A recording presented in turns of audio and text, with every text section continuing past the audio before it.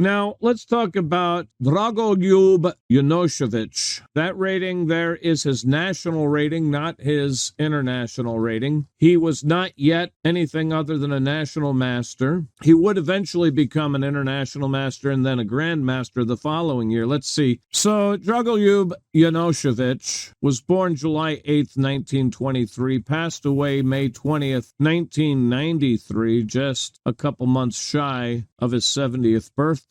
He became an IM in 1964 and a grandmaster in 1965. And he did make it to the finals of the Yugoslavian Chess Championship several times in the 50s and 60s. He did score victories over Bobby Fischer, Mikhail Tal, and Tigran Petrosian, but he was never able to string enough first-class results together to reach the world's elite. But it was a good training game for the young Bobby Fischer. This game starts with e4, e5, knight f3, knight c6, bishop b5, the Rai Lopez, a6, Paul Morphy's defense, bishop a4, the Columbus variation, knight f6, castles, bishop e7, the closed Spanish, rook e1, pawn b5, hits the bishop, sends it back to b3. Now pawn d6, opening the door for the queen's bishop, c3, preparing d4, castles here. Now pawn h3, keeps any intruders off of the g4 square. Knight a5 demands an account of the bishop, and that account comes in the form of bishop c2. Pawn c5, clamping the d4 square. We occupy it anyway with pawn d4. This is Palkeris's variation, by the way.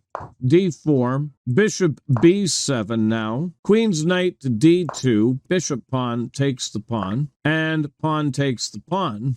And here Dragoljub leaves the opening book and grabs this open file, a very natural move, but a very disliked move. The book move is pawn takes pawn, and knight takes pawn, and then rook e8. And usually you'll see that bishop go back so this rook can function on the open file. However, Dragoljub choosing this open file, even though it gets a question mark, how could it be that bad? Rook's on the open file, right? Bobby with knight f1, that gets the big red X, but a very thematic move in this opening. Queen c7, and actually we return to the opening book here with bishop d3. This is, I was going to say Panov's system. Oh, it's Panov's system, Panov. Don't confuse Pano with Panov. Panov. Now d5 is played. Queen's pawn takes the pawn. Knight takes the pawn. You got to be concerned about the other knight coming to c4. Knight g3 was played here. Because of this, I'd be very tempted to put this knight back on d2 from whence it came. Let me see what the bot thinks of that. Ooh, it says take Bobby's move. Bobby is better than Danny once again. He has proven me wrong. So f5 was played here, and everybody knows that when f5 is played, you must take en passant. Really, that gets a star, but I'm going to go out on a limb and say I would like to see the bishop come to b4 and hit that rook. Ah, got a star. That would force the rook to e2, and then after knight takes knight, pawn takes knight. And there's a few things you can do here. You can play the knight c4 that I talked about earlier. You could play d4, opening this diagonal. You could give your king breathing room if you're not sure what to do. You could throw a check if you want to. There are a lot of things. Anyway, knight g3, pawn f5. En passant was played, and bishop takes the pawn. Now knight takes knight, and pawn takes the knight. Bishop takes the pawn. Queen's rook comes to d8 and attacks the queen. Queen e2. The bot preferring bishop d2. I am not a big fan of moving into a pin like that. I may have been interested in playing queen c2 and put the question to his queen, see if he trades queens. But queen e2 from Bobby. King's rook to e8, pinning the bishop.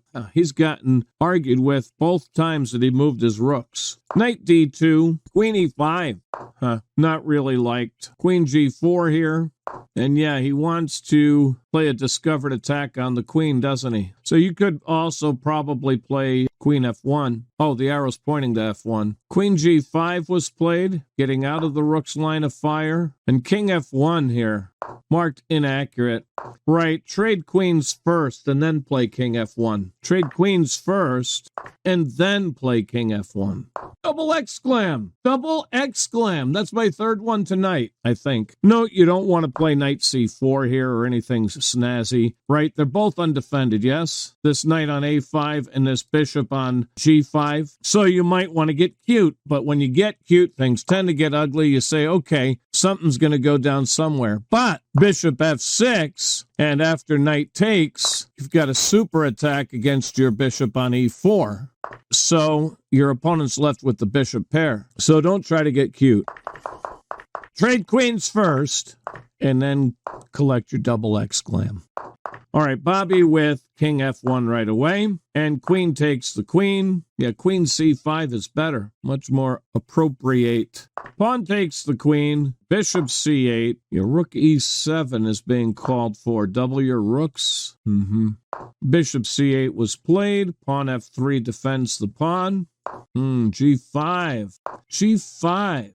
Give up the pawn because... why? Not sure why we're giving up that pawn. I'll be honest, I don't know why the bot prefers g5. Attack the... I'm not real clear. You're just giving up a pawn for no good reason. I'm not real clear on that. f3 was played. g6. Bishop c2 here. Bishop d5 check. Looked interesting. Feels a little stronger. Meh. Oh, it changed its mind and gave me a check mark. Move the king to f8. Knight e4 hit the bishop. He'd have to retreat. Back, back, back, back. Bishop c2 was played by Bobby Fischer. Bishop e6.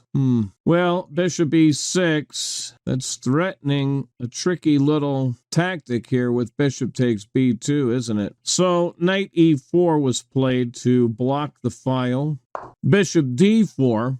Oh, and then bishop c4 check can be played, yeah. So bishop e3, giving yourself a flea square. Not liked. Boy, the bot is really critical today. Play bishop d1 so you can interpose. Or you could just create a flea square this way and play pawn to g3. Bishop e3 was Bobby's choice. Now bishop takes b2 is played. And black's got some opportunities here. Rook a to b1 had to be played. Knight c4. You could retreat your bishop, but I mean, it makes sense to want to get that back into play. But right, bishop back to e5. Knight c4, such a natural move, though. It defends and it gets the knight back into play. But he should have played bishop e5 to maintain a defense on the long diagonal. Because here, Bobby plays rook takes bishop, removing the defender of f6. And after knight takes rook, we recoup our material with this fork. Knight f6 check. King f7, knight takes rook, rook takes knight. Bishop c1, bishop c4 check. King f2, rook takes rook before he could rook takes rook. King takes rook, knight d3 check. Bishop takes knight, bishop takes bishop. Opposite colored bishops, and they called the game a draw. Both players scoring 93.2 accuracy. Really pristine game. And both being awarded with single game ratings of 2,800 by the chess.com ratings assessment bot. A very competitive game. White had some opportunities in the opening, but both navigated that game very well.